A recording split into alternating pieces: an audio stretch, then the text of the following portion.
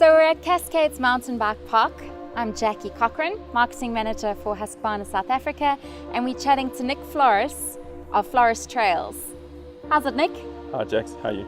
Good, and you? Good. Thank you for having me in your office today. A little bit of a different scene from what I'm used to. But we're going to be chatting to you a bit today about Floros Trails. And I'd like to know, what was the vision behind Floros Trails? When was it born? When did this baby start coming to life?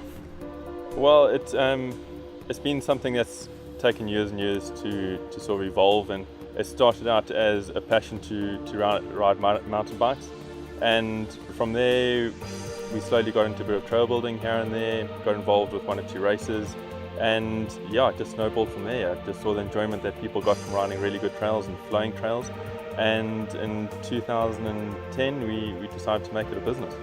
So Nick, you were kind of first and foremost a mountain biker.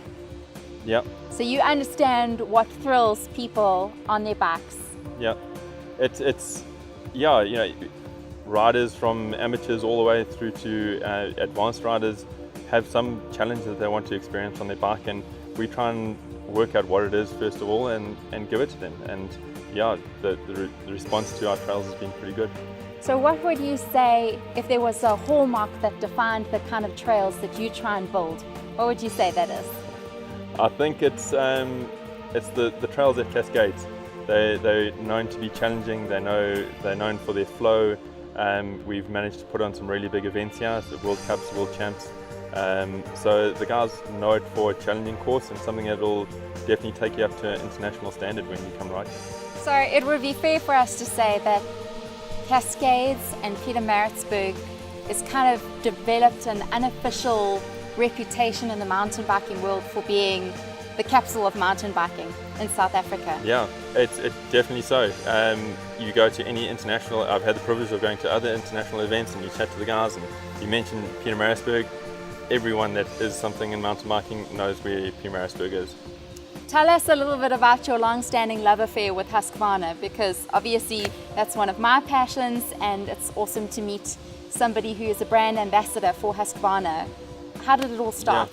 Yeah, it's been a privilege to have been a brand ambassador for Husqvarna, and yeah, it started many years ago while I was working on other events and got to know the Husqvarna guys and saw their passion for what they did. It wasn't necessarily their passion for trail building, but it definitely came across, and as a passion for the equipment, which for me translated into something that I was interested in, that was having decent machinery to work on my trails.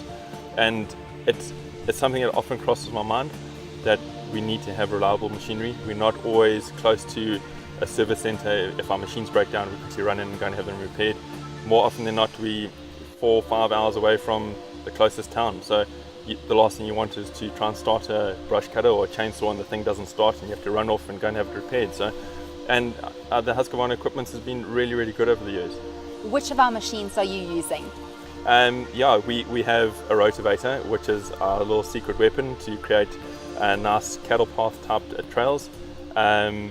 We have a number of brush cutters, and those are a huge help in cutting areas that are very uneven. We go through a lot of rocks and things like that, so that they're the only equipment that can cut through that type of terrain. So those are extremely useful, and mountain bikers like varied terrain. So our brush cutters are, I think, our main form of equipment that we use. We also have chainsaws and blowers. Blowers are always good to get away those little sticks on the trails that cost mountain bikers a lot of money.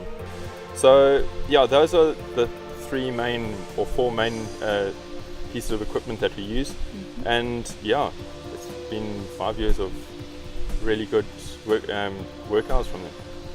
That kind of finesse with clearing a course is one of the comments that I've heard about people who've ridden on trails that you've prepared, that you've taken the time to actually do the cleaning. So not just the clearing, but the cleaning. Yeah. And that is appreciated by the guys who are out there on their bikes. Yeah. Okay, cool, Nick. I think we've chatted enough. It's time for us to go and see what's happening out on the trails. Great.